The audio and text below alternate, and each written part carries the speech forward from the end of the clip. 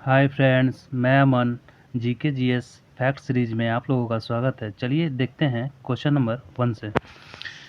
कह रहा है कि चट्टान पर उगने वाले पादप यानी कि पौधे कहलाते हैं, क्या कहलाते हैं? शैलोदभिद, याद रखिएगा। उसके बाद क्वेश्चन नंबर 2 को देखते हैं। कह रहा है कोशिका का शक्ति स्रोत होता है, क्या होता है भाई? Mitochondria, power house of the cell कहा जाता है माइटोकॉन्ड्रिया को। देखिए, माइटोकॉन्ड्रिया को आल्ट जो मैन थे इन्होंने खोज किया था, लेकिन बेंडा ने इसका नाम माइटोकॉन्ड्रिया दिया। माइटोकॉन्ड्रिया जीवाणु एवं नील हरित शैवाल में नहीं होता है, याद रखिएगा इस पॉइंट को। क्वेश्चन नंबर 3 को देखते हैं। कह रहा है कि शैवाल और कवक के मिलने से लाइकेन बनता है। देखिए, पहला क्वेश्चन यहीं से आपका क्वेश्चन ही में एक और क्वेश्चन का आंसर आपको मिल जाता है। देखिए, शैवाल और कवक के मिलने से क्या बनता है, ऐसे करके क्वेश्चन अगर पूछ दे तो लाइकेन बनता है। तो अब यहाँ पर क्वेश्चन से एक और क्वेश्चन आपको ये बन गया। अब देखिए क्वेश्चन क्या कर रहा है, शैवाल और कवक के मिलने से लाइकेन बनता है, जिसे कहते हैं, मतलब उस प्रोसेस को क्या कहते हैं? तो उस प्रोसेस को कहते हैं म्यूट यूलिज्म, याद रखिएगा। क्वेश्चन नंबर 4 को देखते हैं। कह रहा है कि पपीते में पीले रंग का कारण क्या होता है? वो जो आपका होता है कैरिका जैंथीन होता है, कैरिका जैंथीन, याद रखिएगा। पपीते का अगर वनस्पतिक नेम अगर पूछ दे आपसे कि क्या होता है, तो इसका जो वनस्पतिक नाम होता है वो कैरिका पपाया होता है, याद रखिएगा। उसी तरह से अगर क्वेश्चन इस तरह से भी तो पूछ सकता है, पपीते की जगह पर टमाटर बोल दे कि टमाटर का जो है लाल रंग वो किसके कारण होता है, तो वो आपका लाइकोपीन के कारण होता है, याद रखिएगा। उसी तरह से अगर बोल दे कि सेब का जो फल होता है उसका लाल होने का कारण क्या है, तो उसका लाल होने का जो कारण है वो एंथोसाइनिन है, याद रखिएगा। क्वेश्चन नंबर 5 को देखते हैं। कह रहा है कि भारत में अंग्रेजी शिक्षा की शुरुआत किसने किया था? तो ये जो अंग्रेजी शिक्षा लाने का जो श्रेय है वो लॉर्ड मैकॉले को जाता है। कब अंग्रेजी शिक्षा आया? 1835 ईस्वी में। ये ईस्वी भी याद रखिएगा। देखिए, शिक्षा आया है अंग्रेजी शिक्षा, तो शिक्षा से रिलेटेड कुछ और भी आयोग का गठन किया गया है, उससे रिलेटेड फैक्ट्स को देखते हैं। जैसे 1854 में चार्ल्स वुड डिस्पैच को भारतीय शिक्षा का मैग्ना कार्टा, याद रखिएगा। अगर कहीं पर भी कोई क्वेश्चन पूछ दे कि भारतीय शिक्षा का मैग्ना कार्टा किसे बोला जाता है, तो याद रखिएगा चार्ल्स वुड डिस्पैच को बोला जाता है भारतीय शिक्षा का मैग्ना कार्टा।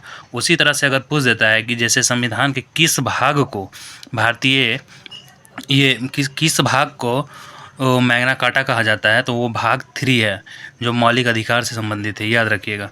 चलिए और आगे देखते हैं। कर है कि शिक्षा में सुधार हेतु हंटर आयोग का गठन 1882 ईस्वी में एवं सैंडलर आयोग का 1917 ईस्वी में हुआ, याद रखिएगा। भारत में अगर बोल दे क्वेश्चन कि आधुनिक शिक्षा का जन्मदाता किसे बोला जाता है, तो ये चार्ल्स ग्रांट को बोला जाता है, माना जाता है, याद रखिएगा।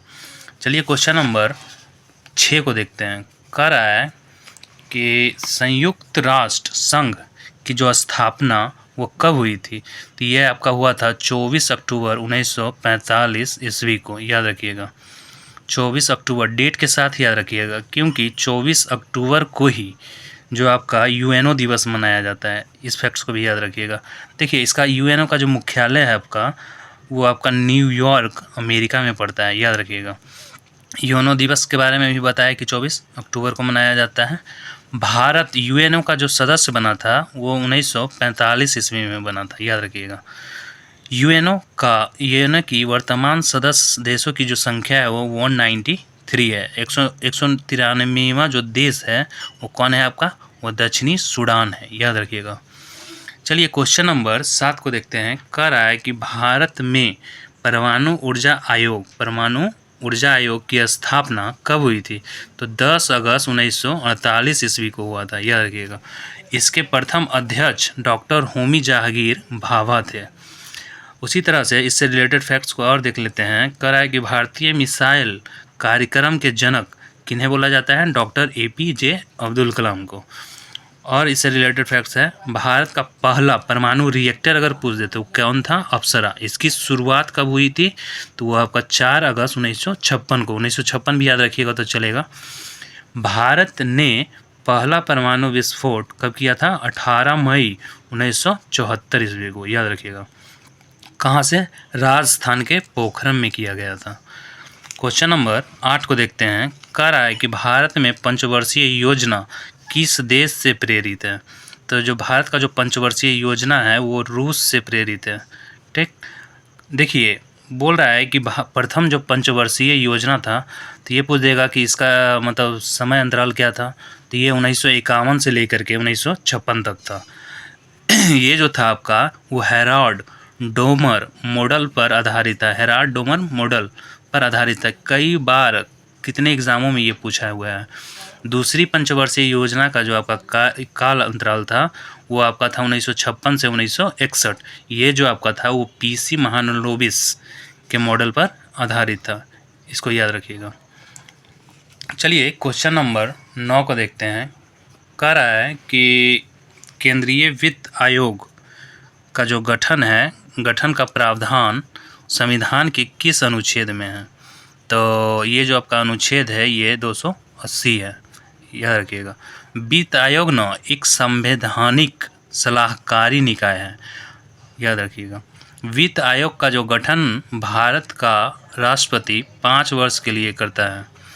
वित्त आयोग में राष्ट्रपति द्वारा एक अध्यक्ष और 4 अन्य सदस्य नियुक्त किए जाते हैं।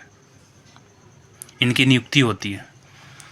क्वेश्चन नंबर 10 को देखते हैं। कह रहा है कि भारत का जीएसटी मॉडल किस देश के मॉडल पर आधारित है? ये जो आपका आधारित है वो कनाडा मॉडल पे आधारित है। भारत में जीएसटी 1 जुलाई 2017 को लागू हुआ था। जैसे 101वां जो संविधान संशोधन अधिनियम 2016 द्वारा भारत में जीएसटी को लागू किया गया था। अगर वही आपसे बोल दे कि ये संविधान संशोधन बिल क्या था तो वो आपका 122वां संविधान संशोधन बिल 2016 था। लेकिन अगर अधिनियम पूछ दे तो वो 101वां संविधान संशोधन अधिनियम हो जाएगा। इस फैक्ट्स को याद रखिएगा। भारत में जीएसटी लागू करने का जो सुझाव था वो विजय केलकर समिति के द्वारा दिया गया था। ठीक, और ये भी याद रखिएगा कि भारत का वो कौन सा प्रथम राज्य है जो जीएसटी को लागू किया था? तो वो आपका जो है वो असम है। असम जो है 12 अगस्त 2016 को लागू कर सब भारत का प्रथम राज्य बन गया। ठीक है दोस्तों, यहीं पर ये जीके जीएस के फैक्ट सीरीज को द एंड करते हैं। अगर आपको ये वीडियो अच्छा लगा तो लाइक शेयर और सब्सक्राइब करें। Thank you.